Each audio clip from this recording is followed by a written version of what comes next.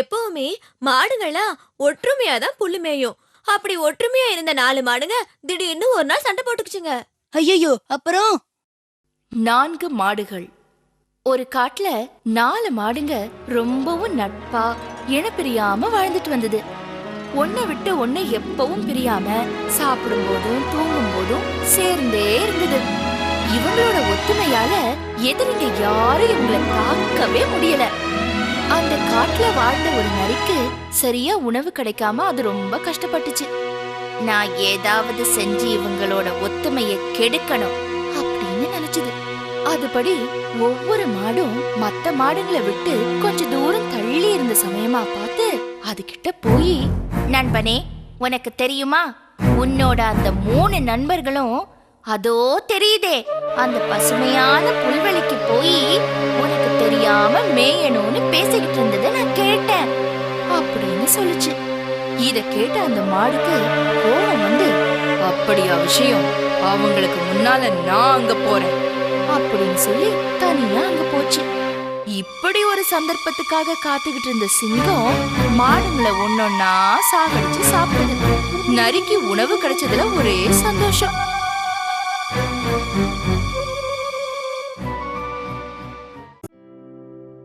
சிங்கத்திற்கு யார் உதவியது? முயல், குள்ளநரி, யானை, கரடி.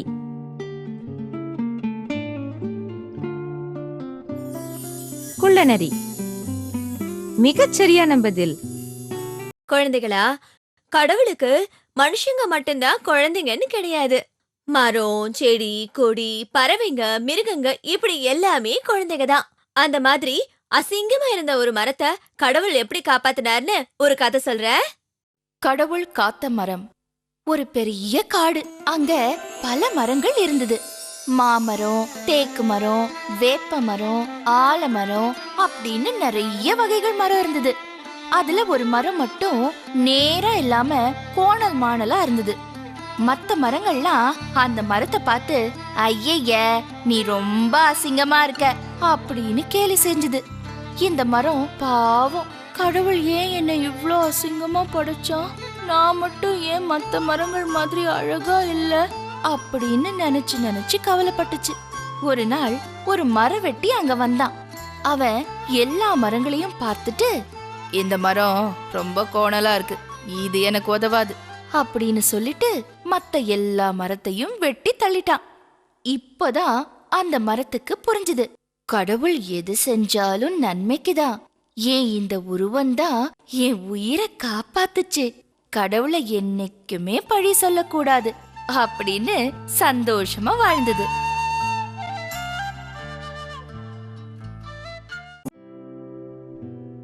ஏன் மரம் சோகமாக இருந்தது?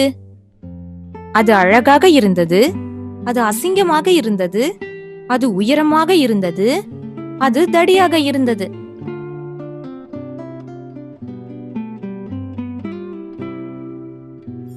அது அசிங்கமாக இருந்தது. சரியான பதில். மத்தவங்களுக்கு உதவி பண்றவங்க எப்பவுமே நல்லா இருப்பாங்க. ஒரு குருடனோ முடவனோ ஒருத்தருக்கு ஒருத்தர் எப்படி உதவி பண்ணிக்கிறாங்க அப்படின்னு ஒரு கதை சொல்றேன், கேக்குறீங்களா? குருடனும் முடவனும்.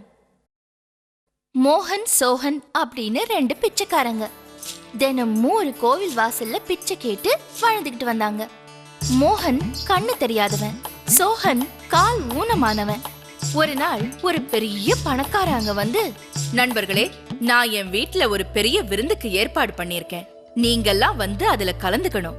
மோகன், சோகன் 2 பேரும் தனித்தனியா துணையே இல்லாம எங்கேயும் போக முடியாது. மோகனுக்கு ஒரு யோசனை தோணுச்சு. நான் உன்னை என் முதுகுல ஏத்திக்கிறேன், நீ எனக்கு வழி சொல்றியா அப்படின்னு மோகன் சோகன் கிட்ட கேட்டான். சோகனும் அதுக்கு ஒத்துக்கிட்டான். 2 பேரும் விருந்துக்கு போய் நல்ல விருந்த சாப்பிட்டுட்டு சந்தோஷமா திரும்பி வந்தாங்க.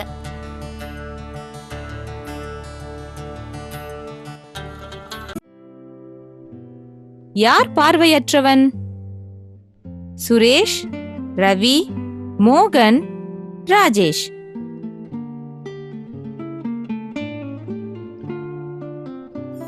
மோகன். சரியான விடை.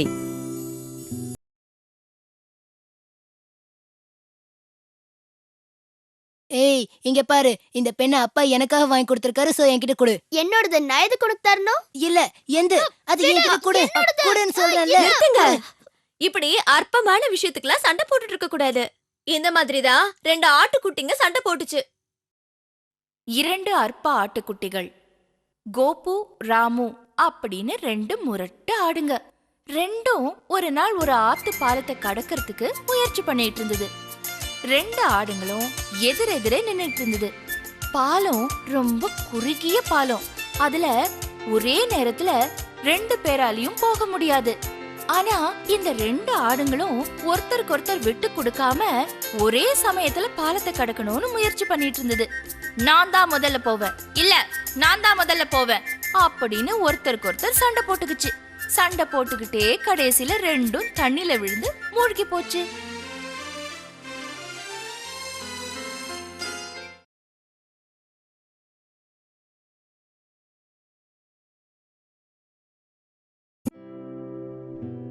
ராமுவும் கோபுவும் எங்கு சண்டையிட்டனர்? மேம்பாலம், தார் சாலை, பேருந்து, பூங்கா.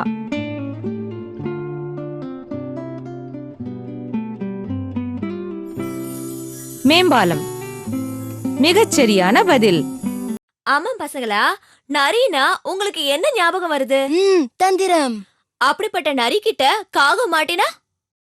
முட்டாள் காகம். ஒரு நாள் ஒரு நரி ரொம்ப பசியோட இருந்துச்சு. அது உணவை தேடி நிறைய இடங்கள்ல அலைஞ்சுது. அப்போ ஒரு மரத்து மேல ஒரு காக்கா வாயில ரொட்டி துண்ட வச்சுக்கிட்டு இருந்தத பார்த்தது. அந்த ரொட்டிய எப்படியாவது அந்த காக்கா கிட்ட இருந்து வாங்கணுமே அப்படின்னு யோசிச்சுது.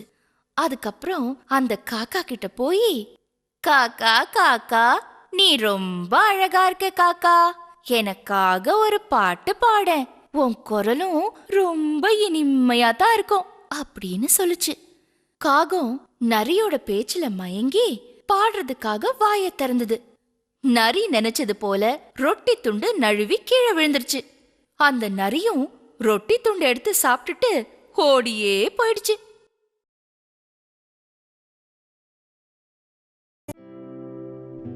காக்கையின் அலகினில் என்ன இருந்தது?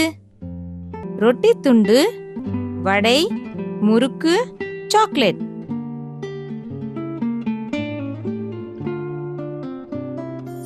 ரொட்டி துண்டு.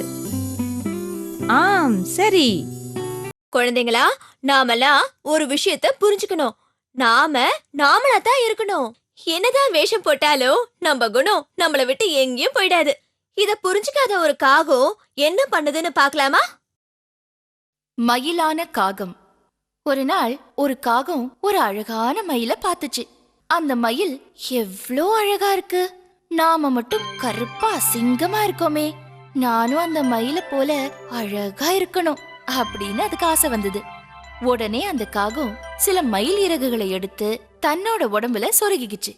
பார்க்க ரொம்ப தமாஷா இருந்தது.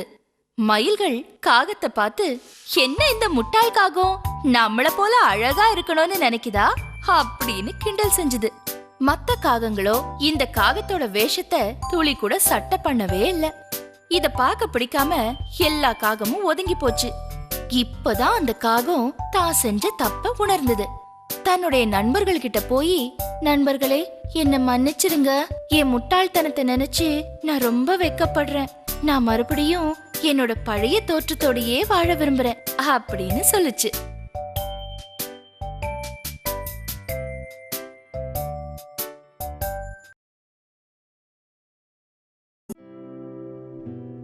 காகம் எதுவாக மாற விரும்பியது? சிங்கம், புறா, மயில், கொக்கு.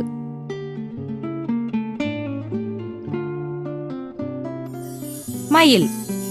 சரியான விடை. அடுத்து என்ன கதை தெரியுமா?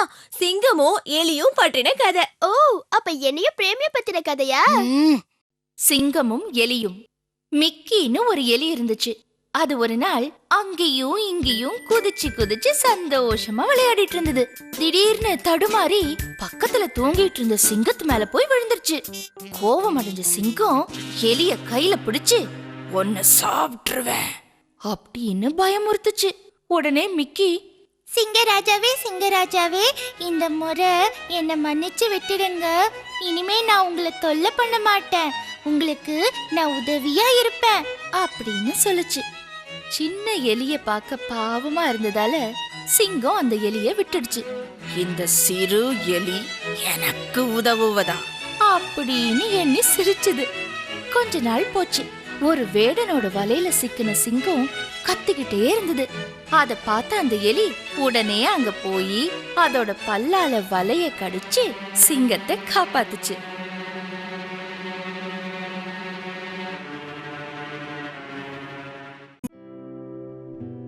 எலியின் பெயர் என்ன?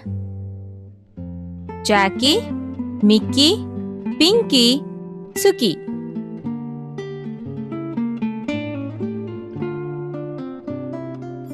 மிக்கி. சரியான பதில். பாட்டி, பிரேம் தலையில தொப்பி போடுறத பார்த்தா எனக்கு என்ன ஞாபகம் வருது தெரியுமா? சஜிதா வேண்டாம். சரி சரி, உனக்கு என்ன ஞாபகத்துக்கு வந்துச்சுன்னு எனக்கு புரியுது. இப்ப இந்த தொப்பி கதையை கேளுங்க. குரங்கு போட்ட தொப்பி. ஒரு நாள் ஒருத்தன் தொப்பி வித்துக்கிட்டு இருந்தான். அந்த தொப்பிக்காரனுக்கு ரொம்ப களைப்பா இருந்ததால தொப்பி மூட்டையை கீழே வச்சுட்டு ஒரு மரத்துக்கு கீழே தூங்குனான். அவன் தூங்கிக்கிட்டு இருந்தப்போ மரத்து மேல இருந்த குரங்குங்க கீழே வந்து தொப்பியை எடுத்து தலையில போட்டுக்குச்சுங்க. கொஞ்ச நேரம் கழிச்சு அவன் எழுந்து பார்த்தப்போ எல்லா தொப்பியும் குரங்குங்க மாட்டிக்கிட்டு மரத்து மேல உட்கார்ந்துட்டு இருந்தது. ஏய், அதெல்லாம் என்னுடைய தொப்பி, திருப்பி கொடுங்க அப்படின்னு கத்துனான். குரங்குங்களும் திருப்பி கத்துச்சு. சட்டுன்னு அவனுக்கு ஒரு யோசனை தோணுச்சு. அவன் தன் தலையில இருந்த தொப்பியை எடுத்து கீழே வீசினான். அந்த குரங்குங்களும் அதே மாதிரி செஞ்சது. தொப்பிங்களை மூட்டை கட்டிக்கிட்டு சந்தோஷமா அவன் பயணத்தை தொடர ஆரம்பிச்சான்.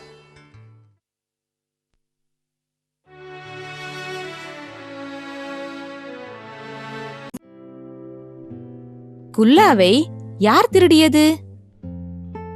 எலி, குரங்கு, குள்ளநரி, பூனை.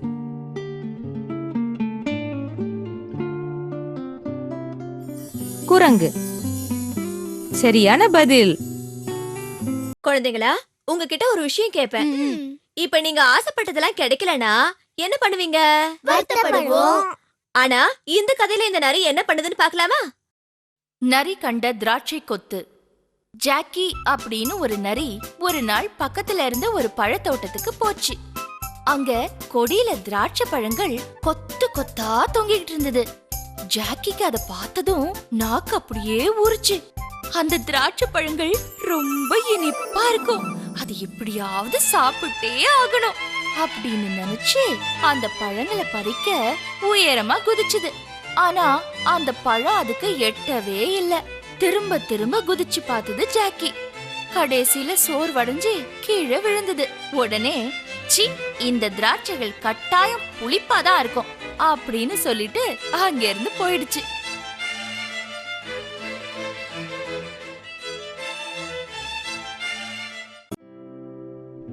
குள்ளநரியின் பெயர் என்ன? Nimmi, Jackie, Rita, gen Z.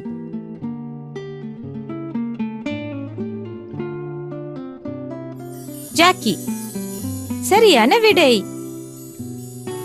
பலசாலிங்க எப்பவுமே ஜெயிப்பாங்கன்னு சொல்லிட முடியாது. புத்திசாலிங்க கிட்ட ரொம்ப ஈஸியா தோத்து போயிடுவாங்க. இந்த சிங்கமும் அப்படிதான். ஏமாந்த சிங்கம். ஒரு நாள் ஒரு சிங்கம் ஆத்துல தண்ணி குடிச்சிட்டு இருந்தது. கரையோட மறுபக்கத்துல ஒரு கழுதை தண்ணீர் குடிச்சிட்டு இருந்தது. இந்த சிங்கம் எப்படியாவது மதிய உணவுக்கு அந்த கழுதையை பிடிக்க வேண்டும் அப்படின்னு நினைச்சு கழுதையை பார்த்து, கழுதையாரே, கரையின் அந்த பக்கம் குதிரைகள் இருக்கிறதா? நான் அவர்கள் பாடுவதை கேட்க வேண்டும் அப்படின்னு சொல்லுச்சு. கழுதைக்கு சந்தேகமே வரல. அதனால, சிங்கராஜாவே, உங்களுக்காக நான் பாடுறேன் அப்படின்னு சொல்லி கண்ணை மூடி கத்த ஆரம்பிச்சுது. உடனே அந்த சிங்கம் தாவி கழுதைய பிடிச்சது. கழுதையோ அதி புத்திசாலி. சிங்கராஜாவே, இன்னைக்கு உங்க மதிய உணவுக்கு நான் தயார். ஆனா சக்தி வாய்ந்த மிருகங்கள்லாம் எப்பவுமே உணவுக்கு முன்னாடி கடவுளை வணங்குறது தான் முறை அப்படின்னு கழுதை சொல்லுச்சு. சிங்கம் எப்பவும் தன்னைத்தானே அதிக சக்தி வாய்ந்த மிருகமா கருதுனதுனால கண்களை மூடி கடவுளை வணங்குச்சு. சந்தர்ப்பம் கிடைச்சதும் கழுத தப்பி ஓடியே போச்சு.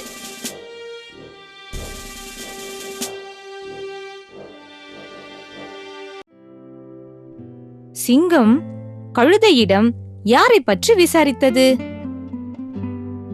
யானை, புலி, குதிரை, நரி.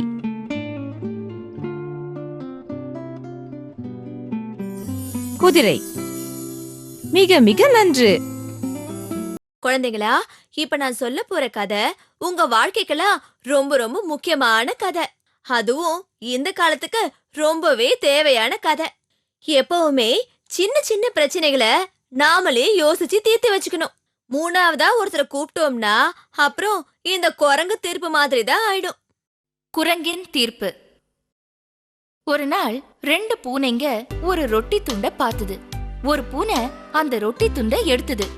இன்னொரு பூனை அந்த பூனை கிட்ட இருந்து அதை பிடுங்க பார்த்தது. இத நான் தான் முதல்ல பார்த்தேன், இது என்னுடையது. 2வது பூனை இத நான் தான் முதல்ல எடுத்தேன், இது என்னோடது அப்படின்னு சொல்லுச்சு. அப்போ அந்த வழியில போன ஒரு குரங்கு கிட்ட 2 பூனைங்களும் போய் பிரச்சனையை எடுத்து சொல்லி அதுக்கு தீர்வு சொல்லணும்னு கேட்டுக்குச்சு. குரங்கும் சம்மதிச்சுது. அந்த ரொட்டி துண்டை கொடுங்க அப்படின்னு அதை எடுத்து 2ஆ பிரிச்சுது.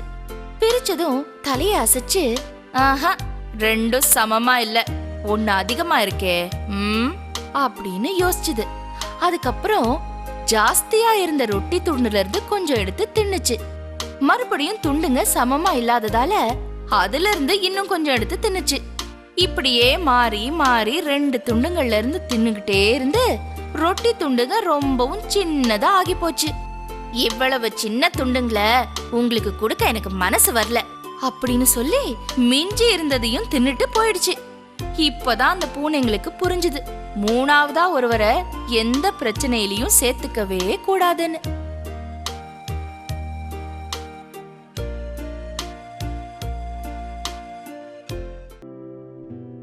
இரண்டு பூனைகள் எதை கண்டது? எலும்புத்துண்டு, ரொட்டி துண்டு, பிஸ்கெட், மரத்துண்டு.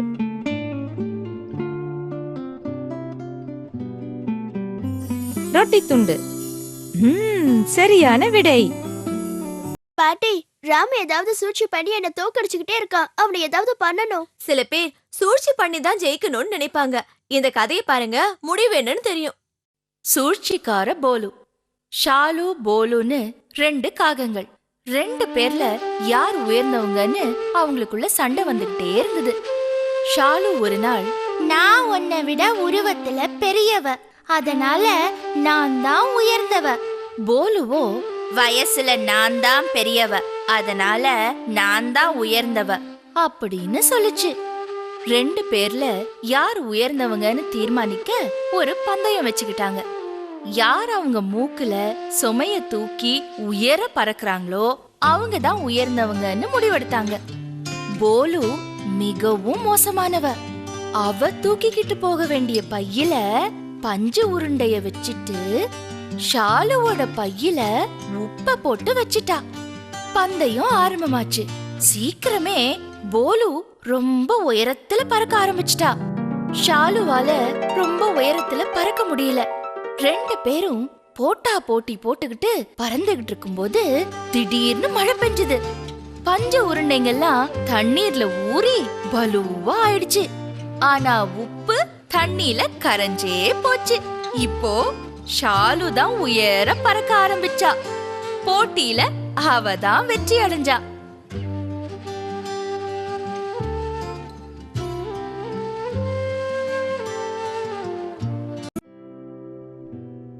சுயநல காக்கை யார்? கோலு, ராஜி, பாலு, பப்ளு.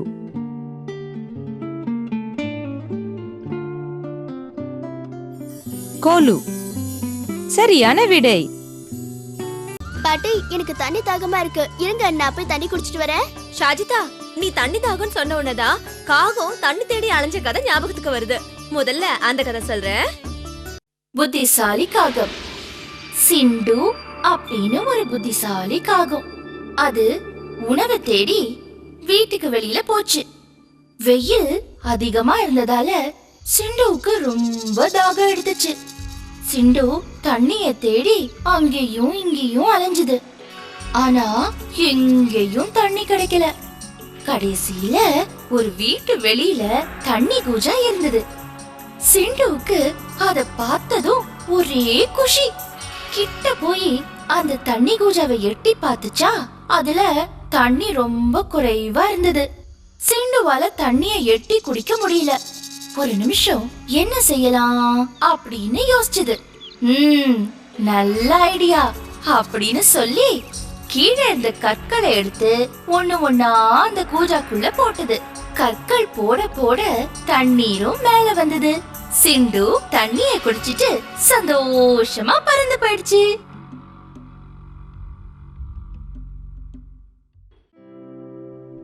அறிவாளி காக்கையின் பெயர் என்ன? சின்னு, சிண்டு, பிண்டு, டிங்கு.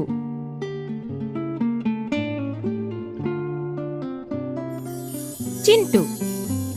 சரியான பதில். எப்பவுமே மத்தவங்கள குறைவா எடை போடக்கூடாது. அதே சமயம் நாம தான் ஒசத்தின்னு ஆணவமாவும் இருக்கக்கூடாது. அப்படி ஆணவமா இருந்த இந்த முயல் என்னாச்சுன்னு பார்க்கலாமா? ஓட்டப்பந்தயம். ஒரு நாள் ஒரு ஆமையும் ஒரு முயலும் ஓட்டப்பந்தயமோட முடிவெடுத்தது. எல்லா மிருகங்களும் பந்தயத்தை பார்க்க ஆவலா காத்துக்கிட்டு இருந்தது. குரங்கு துப்பாக்கி வெடிக்க 2 பேரும் ஓட ஆரம்பிச்சாங்க. முயலோ ரொம்ப வேகமா ஓடி போச்சு. ஆமை மெதுவா நடந்து வந்தது. நான் தான் கட்டாயம் ஜெயிப்பேன். கண்ணுக்கு எட்டின தூரம் வரைக்கும் ஆமைய காணோம். ஆமை வர்ற வரைக்கும் ஒரு குட்டி தூக்கம் போட்டுடலாம் அப்படின்னு நினைச்சு முயல் அங்க இருந்த மரத்தடியில படுத்துது. ஆனா முயல் நல்லா தூங்கி போச்சு. ஆமை மெதுவா நடந்து நடந்து முயலையும் தாண்டி போய்கிட்டே இருந்தது. கொஞ்ச நேரம் கழிச்சு முயல் தூக்கம் கலைஞ்சு எழுந்து பார்த்தப்போ ஆமை எப்பவோ பந்தயத்துல ஜெயிச்சிருந்தது. சிங்கராஜா கோப்பைய ஆமைக்கு குடுக்கறத பார்த்த முயல் யாரையும் பலவீனமா நினைக்க கூடாது அப்படின்னு புரிஞ்சுக்கிச்சு.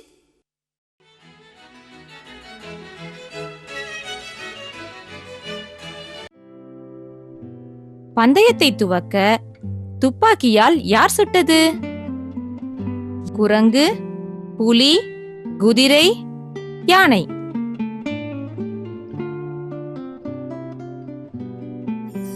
குரங்கு. சரியான விடை. பாட்டி, உங்க கதையில எல்லா மிருகமும் வந்துருச்சு, ஆனா நாய்க்குட்டி மட்டும் வரலையே. ஓ, உங்களுக்குலாம் நாய்க்குட்டினா ரொம்ப பிடிக்கும்ல? உங்களுக்காக ஒரு நாய்க்குட்டி கதை. நாய்க்குட்டியின் எலும்பு. ரோஜர்னு ஒரு குறும்புக்கார நாய்க்குட்டி. எலும்பு துண்டுனா அதுக்கு ரொம்பவும் பிடிச்ச உணவு. ஒரு நாள் சாலையில நடந்து போயிட்டு இருக்கும்போது ஒரு சுவையான எலும்பு துண்டு அதுக்கு கிடைச்சது. அந்த எலும்பு துண்டை வாயில கவ்விக்கிட்டு இன்னைக்கு எனக்கு நல்ல விருந்து அப்படின்னு மகிழ்ச்சியா வீட்டுக்கு வந்துட்டு இருந்தது. வர்ற வழியில ஒரு பாலத்தை கடக்கும் போது கீழே தண்ணிய எட்டி பார்த்தது. அங்க ஒரு நாய் வாயில எலும்பு துண்டை வச்சுட்டு இருக்கிறத பார்த்தது. ரோஜருக்கு கொஞ்சம் பேராசை ஜாஸ்தி. அந்த எலும்பு எனக்கே வேணும், எப்படியாவது அந்த நாய்கிட்ட இருந்து அதை பிடுங்கிடணும் அப்படின்னு நினைச்சது. கத்தி பயமுறுத்தி அந்த நாய்கிட்ட இருந்து எலும்ப பறிக்க நினைச்சு வாய திறந்தது. எலும்பு நழுவே தண்ணிக்குள்ள விழுந்துருச்சு. பாவம் ரோஜர். தண்ணிக்குள்ள தெரிஞ்சது தன்னுடைய பிம்பம் தான் உணராம இருந்த ஒரு எலும்பையும் பறி கொடுத்துருச்சு.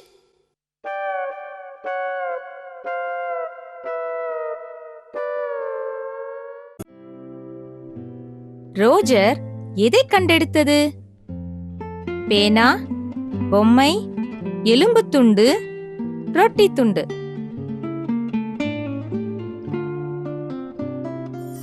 எலும்பு துண்டு. Very good.